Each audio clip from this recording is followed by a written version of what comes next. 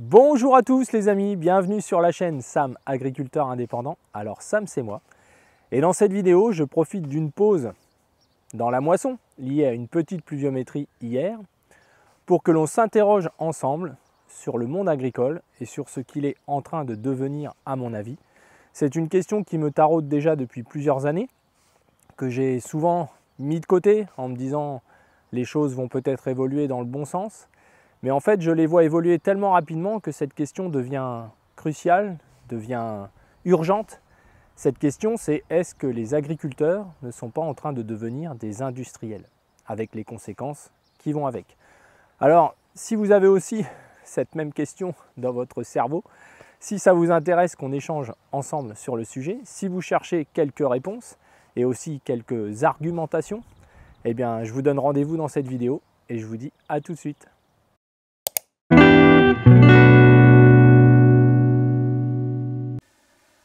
Alors on est parti pour cet épisode les amis, donc on va se reposer la question de savoir si est-ce que les agriculteurs sont en train de devenir des industriels.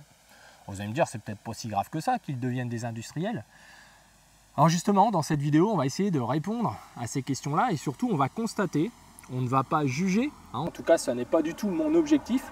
Mon objectif c'est plutôt de vous expliquer ce que je peux observer, constater. Et je fais partie, comme beaucoup d'agriculteurs, de ces agriculteurs qui se posent encore des questions.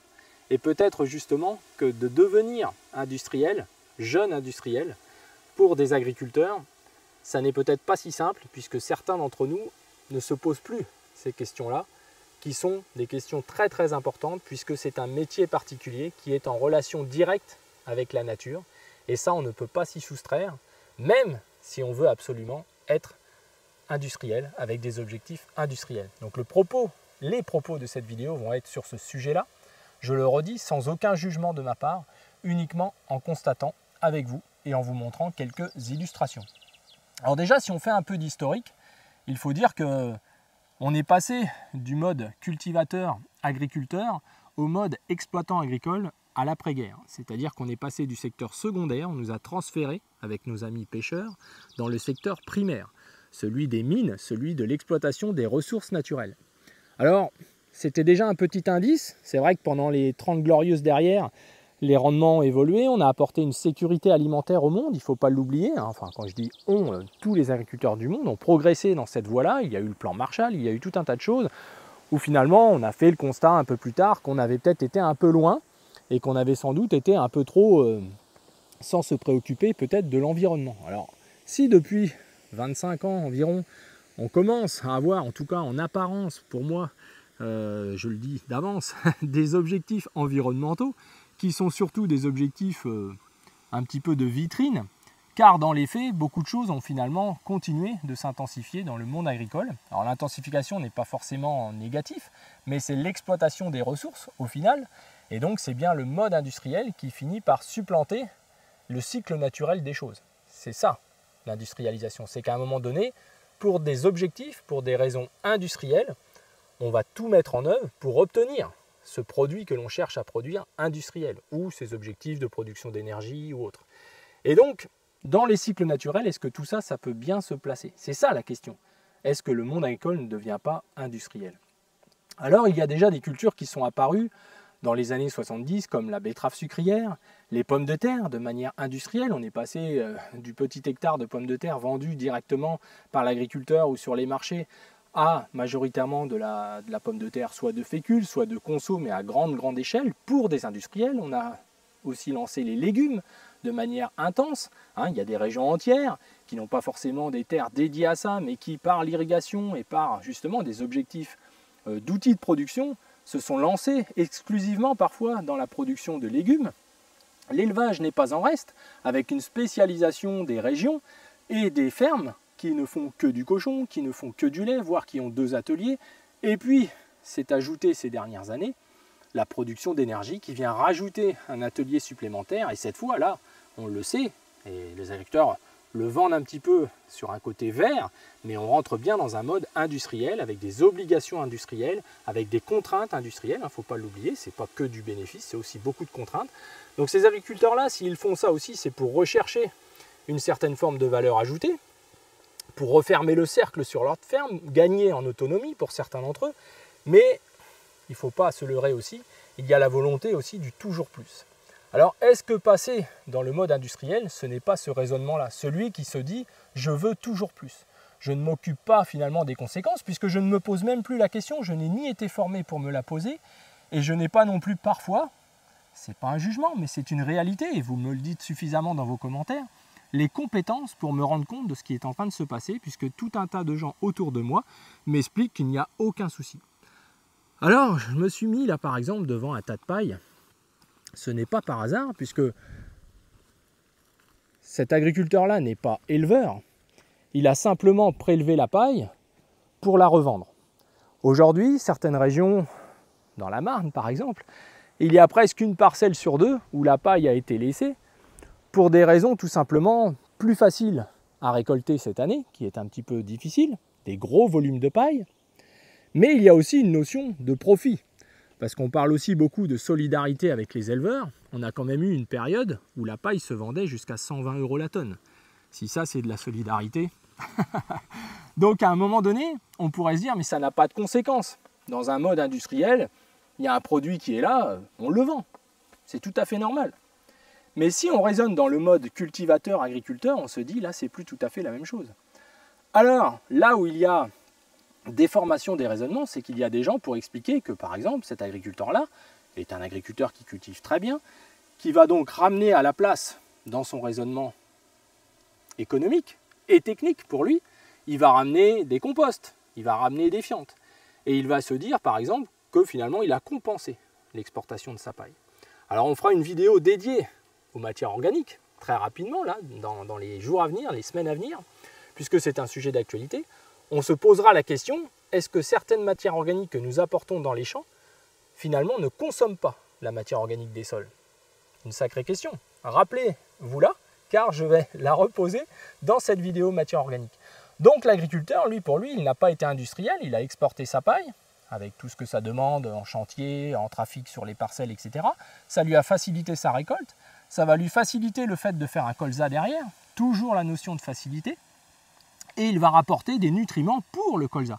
Le sol, on verra plus tard. Les éleveurs sont un petit peu dans la même problématique. Ils disent, on a besoin de paille. Pourquoi? Parce qu'ils en ont besoin de plus en plus. Les troupeaux ont grossi par rapport aux tailles de terre disponibles. Ils ont des rotations exigeantes et des besoins en paille importants. Et en plus, donc maïs en silage, etc., on laisse déjà pas grand-chose. Et on essaye au milieu de tout ça de compenser avec du fumier, voire même en se disant, je suis à l'équilibre, ce qui est complètement faux.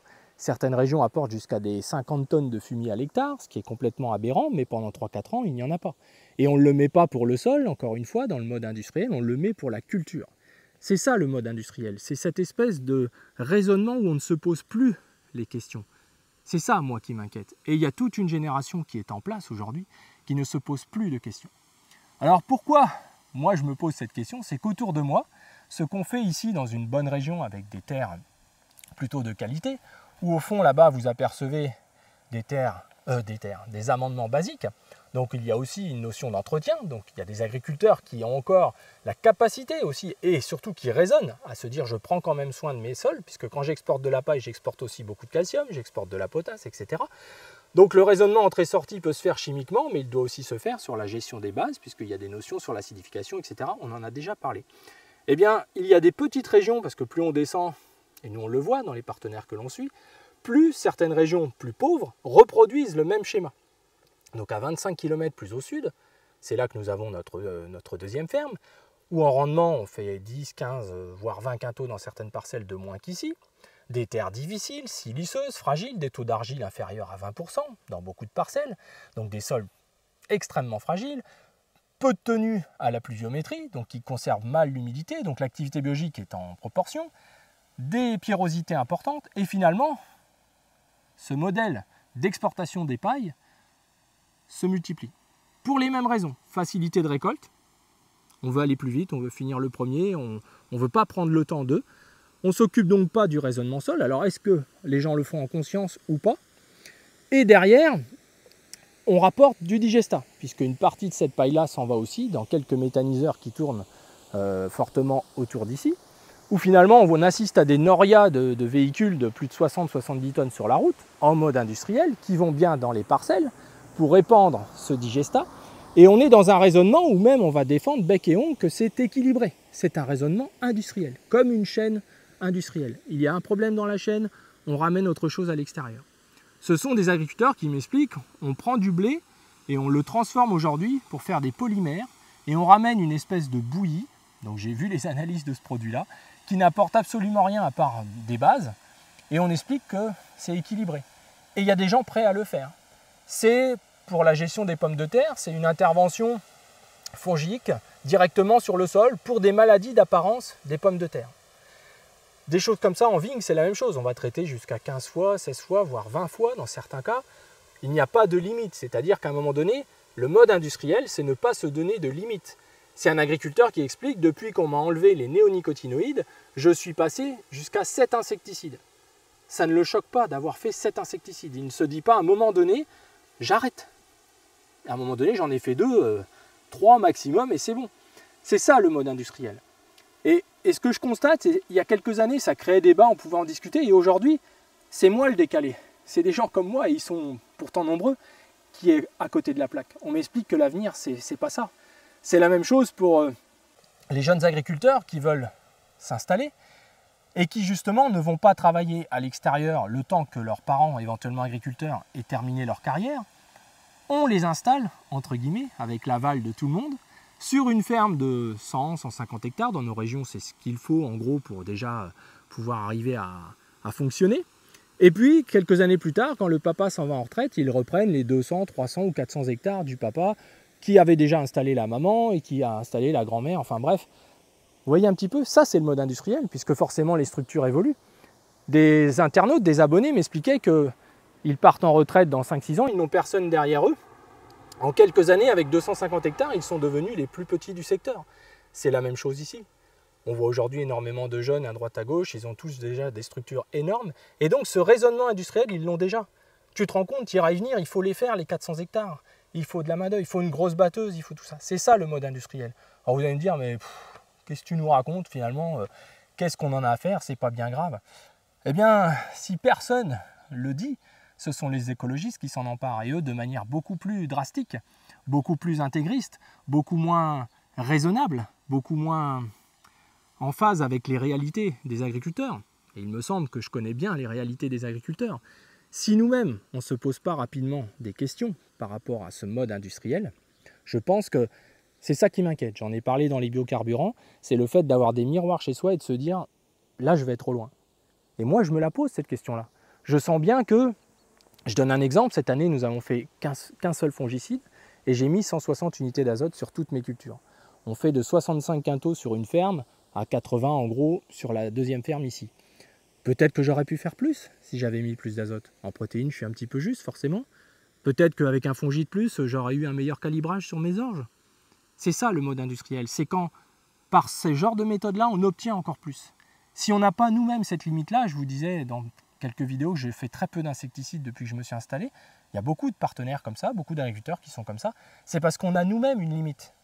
On a une limite liée à notre ressenti, à notre éducation d'agriculteur, de cultivateur. Mais l'éducation de l'exploitant agricole, c'est si j'ai mis ça et que j'ai obtenu 10 quintaux de plus, je continue de mettre ça, quelles que soient les conséquences. Tu nous parles de l'urée, mais moi je mets de l'urée et puis ça marche, hein, je fais tant de quintaux par rapport à mes voisins. Si on s'interroge sur aucun sujet comme ça, nous sommes déjà devenus des industriels. Alors, on va retourner sur l'autre site pour parler aussi de solutions intéressantes d'être industriel. Par exemple, de produire des graines ou des productions agricoles pour aller vers l'industrie. Ça fait quand même partie de notre métier. Et il y a certains, justement, écologistes ou autres, qui contestent cette notion d'industrie derrière l'agriculture. Et pourtant, c'est sans doute une solution d'avenir. Alors voilà, on va quitter ce site-là, on va quitter ce beau tas de paille, hein, qui est assez long, hein, qui doit faire une bonne centaine de mètres. Hein. Et des comme ça, il y en a plein dans la plaine, mais parfois dans des secteurs encore plus pauvres que cette région. Et plus on remonte vers le nord, et plus c'est régulier de le faire. Donc c'est quelque chose qui doit nous interroger, en tout cas, c'est mon avis, et qui montre bien qu'on bascule tout doucement vers ce mode industriel, et pour tout dire, qu'on y est sans doute déjà. Alors on change de site, et on continue les exemples, les constats et les argumentations et aussi les solutions. Alors de retour sur la ferme où je vais me mettre à l'abri du vent, car ça ventile sérieux aujourd'hui. On devrait pouvoir reprendre la moisson cet après-midi si tout va bien. Alors revenons à notre histoire de mode industriel. Autant produire des plantes destinées à l'industrie pour les triturer, faire de l'huile, essayer de répondre à des cahiers des charges industriels. Ça semble être une voie prometteuse s'il y a un partage des marges, ce qui n'est pas forcément le cas, s'il y a une préférence communautaire, c'est-à-dire si tout le monde s'investit dans un équilibre avec une notion de gestion de la nature.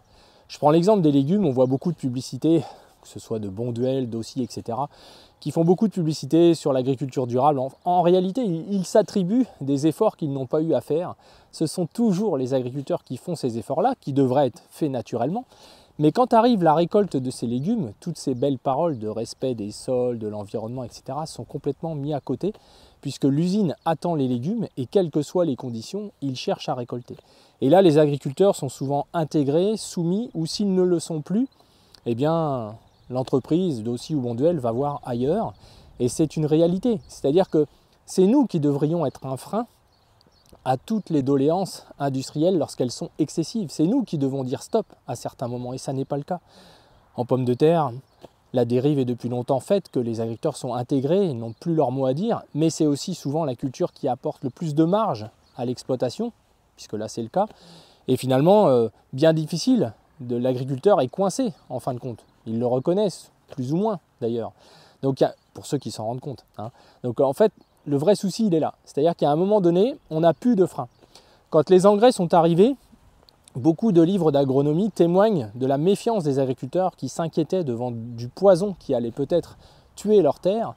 Aujourd'hui, il n'y a plus du tout cette méfiance-là. Les agriculteurs deviennent la poubelle des sous-produits industriels. C'est le cas avec les engrais, ce sont des sous-produits industriels. Ce n'est pas les engrais qui rapportent aux entreprises des engrais, c'est les sous-produits, enfin les produits plutôt nobles qui sont faits, certains acides, certains autres produits qui sont destinés à la pharmacologie ou autres, et qui ont fait les engrais en sous-produits dans certains cas, pas tous, loin de là, mais quelques-uns en tout cas. Donc c'est vrai qu'il n'y a plus cette méfiance-là. Moi je vois passer régulièrement des analyses de produits divers et variés qui parfois... c'est dingue qu'on puisse encore répandre des produits comme ça. On a l'exemple avec les boues urbaines. On aura beau mettre tous les beaux discours autour de tout ça. L'agriculteur qui s'interroge, qui n'est pas passé en mode industriel, ne peut que se poser des questions. Donc déjà, à partir du moment où il y a la notion de rentabilité à l'extrême, qui est comptée, parfois on l'a vu avec le prix des matériels et tout, pas toujours fait de la même manière chez tout le monde, alors que pourtant ça devrait être le cas, on a des diviseurs maintenant sur le nombre d'hectares. C'est-à-dire que le mode industriel arrive aussi dans les investissements des agriculteurs. Certains agriculteurs m'expliquent, mais nous on a un tracteur, il ne nous coûte pas cher parce qu'on fait beaucoup d'heures avec. Ça c'est un raisonnement industriel. Économiquement ça ne tient pas la route, et pourtant c'est dit par les comptables, c'est dit par tout le monde. Alors moi j'étais pas le champion du monde en maths, faut le reconnaître, j'étais meilleur en français, en littérature et autres, mais sur l'aspect mathématique, je pense qu'il y a quelque chose à faire. Quand vous vous achetez une voiture, vous ne vous dites pas plus je vais faire de kilomètres, moins elle va me coûter cher. C'est pas vrai. Vous le savez bien quand vous faites le plein du réservoir. Mais et c'est qu'une partie des charges. Donc c'est fou. C'est-à-dire qu'en fait, on encourage à aller tout le monde vers le monde industriel. Alors évidemment, on a des concurrents dans les autres pays qu'on donne toujours en exemple. Mais parfois, ils ont des rendements tellement faibles qu'ils font ça sur des grandes surfaces. Et regardez, quand on va se renseigner économiquement où ils en sont. Il y a certains pays où les agriculteurs sont plus endettés que l'État lui-même. C'est le cas de la Nouvelle-Zélande avec les élevages laitiers qui font l'admiration de beaucoup d'éleveurs qui aimeraient aller vers ce genre de modèle. Les agriculteurs australiens ou certains agriculteurs américains vivent pas grand train. Ils ont une vie incertaine. Donc ils produisent de manière industrielle, mais restent très très fragiles. Et c'est ce qui est en train d'arriver au monde agricole, qui en s'industrialisant, et on en parle souvent dans nos vidéos, utilise des moyens de plus en plus conséquents sans se rendre compte qu'il produit le même blé qu'avant, au même prix qu'avant et de moins en moins cher même aujourd'hui. C'est quand même scandaleux sur le fond et ça ne peut pas nous amener vers du progrès et du respect de l'environnement et du respect de notre outil de production et du respect de notre patrimoine. À tous. On n'est pas tout seul. Et là aujourd'hui, on a un peu le sentiment que ce mode industriel fait que certains agriculteurs raisonnent. On va isoler l'agro-industrie dans des régions où il y a peu de monde finalement. Donc il ne dérange personne et c'est quand même bien plus facile d'aller faire du rendement là-bas. L'exemple des calibrages sur les orges, c'est une notion commercial qui n'a que d'intérêt que pour l'industriel. Il n'y a pas d'intérêt naturel, il n'y a pas de ça. Une année comme cette année où les calibrages sont difficiles à obtenir dans la majorité des régions, on devrait en tenir compte dans le côté achat, etc. Ça n'est pas comme ça. Tout est normé de manière industrielle pour en laisser aux producteurs primaires que le minimum. C'est la même chose pour les engrais. On extrait certains engrais dans le fond des océans près de la Grande-Bretagne, là-bas. Ils ne sont pas vendus très cher. Au regard, ces gens-là n'ont pas certainement la marge qu'ils mériteraient. Voilà, donc tout est fait de cette manière-là. Donc voilà, donc en conclusion, le temps avance et je sais que pour certains d'entre vous, on atteint déjà certaines limites, sans doute, du temps à passer à se poser des questions. Sincèrement, je pense que c'est la seule solution pour notre avenir, c'est de nous poser ces questions-là, que l'on devienne nous-mêmes des freins. Mais pour être franc avec vous, je pense presque que c'est déjà trop tard.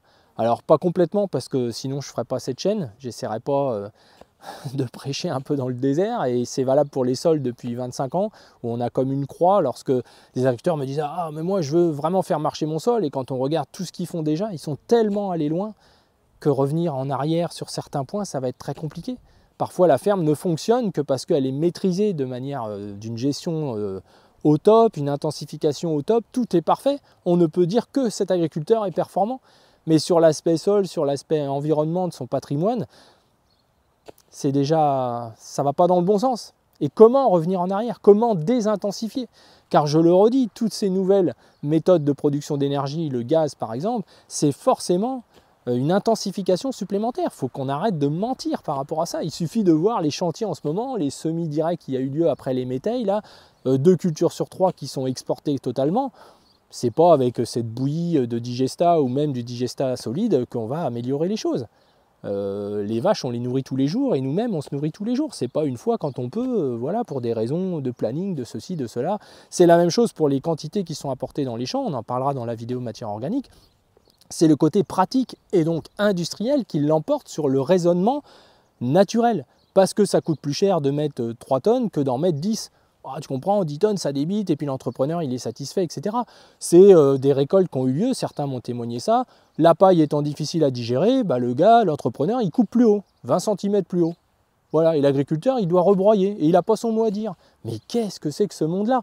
Donc, si l'agriculteur, et je conclurai vraiment là-dessus, n'est pas un frein, c'est pas lui qui dit à un moment, non, non, non, ça je le fais pas, ça va trop loin, je pense qu'on est foutu. Si ce n'est pas nous qui sommes des freins à des exagérations du monde qui nous entoure, et c'est très facile, hein, des gens déconnectés peuvent vous annoncer des choses à faire tous les jours, plus délirantes les unes que les autres. Et ce n'est pas des applications magiques ou des petits constats mathématiques ou des rations pour les vaches, une vache qui mange tant et produit tant. Faire manger des pommes de terre à des vaches laitières, il faut quand même reconnaître que là, si on n'est pas dans un mode industriel, on n'en est pas loin. Accepter que ces vaches, au bout de 3 lactations ou 3 veaux, voilà, elles soient bonnes à mettre à la casse, comme on dit, ça c'est un mode industriel, hein. Ça, alors là, voilà. Que certains élèvent leurs animaux pour la viande beaucoup plus longtemps et arrivent en vente directe à récupérer un peu d'argent, mais sinon, ils sont mieux de rester en mode industriel. Que ce soit les poulets labels, où les gens gagnent plus d'argent à être en industriel qu'à faire des bons poulets labels de plus de 3 kg. Mais qu'est-ce que c'est que ce monde? Donc on est déjà basculé à certaines limites parce qu'on l'a accepté. C'est-à-dire que s'il n'y avait aucun producteur qui acceptait de faire des poulets de 2,2 kg ou 2,4 kg, il n'y en aurait pas. C'est aussi simple que ça en fait. Donc on a déjà basculé sur certaines choses, mais je pense que c'est pas trop tard pour encore se poser les bonnes questions. Et il y a des choses qui vont nous le rappeler. C'est ça mon inquiétude. Et puis je vous dirais pour terminer que malheureusement aussi, et ça va donc satisfaire tous ceux qui n'ont pas envie de se poser de questions ou qui se disent que ce que je raconte ça sert vraiment à rien, eh bien c'est que ceux qui font des efforts pour gérer leur patrimoine, pour que leur sol s'améliore, tout ça au quotidien, ils n'ont pas toujours une récompense à la hauteur, c'est-à-dire une récompense industrielle en ayant plus de quintaux. Certains m'ont posé la question, un sol vivant, je l'ai déjà dit plusieurs fois, ne garantit pas pour autant plus de quintaux, plus de récoltes, plus de ceci, plus de cela. C'est bien plus complexe que ça. Surtout qu'on vend la marchandise tous le même prix, à quelque chose près. Donc voilà. Alors, les amis, dans une prochaine vidéo, nous allons nous poser cette fameuse question sur les matières organiques. Est-ce que d'apporter certaines matières organiques ne consomme pas la matière organique de notre sol? Et on va faire une vidéo aussi prochainement. Je suis en train de préparer un dossier avec mes partenaires Phytosol, qui sont en agriculture biologique, sur le déclin et sur la catastrophe qui est en train d'arriver en agriculture biologique, les amis, en grande culture. C'est catastrophique. Voilà. Donc on ne pensait pas que ça irait si loin. On a souvent dénoncé des choses sur cette chaîne. Mais là, à la vitesse où ça va, c'est vraiment grave. Voilà. Lorsqu'ils vendent le blé quasiment au prix du blé en agriculture conventionnelle. Alors écoutez les amis, j'espère que cette vidéo vous a intéressé, vous a amené à vous poser des questions que vous vous posiez certainement, ou que vous vous sentez moins seul de vous les poser. J'espère que c'est plutôt ce cas-là. Et puis n'oubliez pas de liker, n'oubliez pas de partager, c'est très important. Et de vous abonner, hein, c'est ce qui nous donne la meilleure reconnaissance, qui nous permet d'être vus par le maximum de monde. Sinon, vous aurez des vidéos extrémistes de plus en plus pour dire les agriculteurs ceci, les agriculteurs cela, c'est des bons à rien, etc. Mais ça, ce sera qu'à la rentrée, parce que pour l'instant, tous nos amis écologistes et autres sont partis en vacances. Voilà. Et ils n'ont pas posé la question d'ailleurs, comment ça allait se passer pour les gens de ces régions-là, quand ils allaient se retrouver tout seuls après que les touristes soient partis, avec des réserves en eau au plus bas, avec voilà, les conséquences inhérentes. Et là aussi, on s'industrialise gentiment vers du tourisme. Il n'y a plus que ça qui compte. Alors les amis, je vous souhaite à tous une belle journée, une bonne continuité de moisson pour ceux qui le sont encore.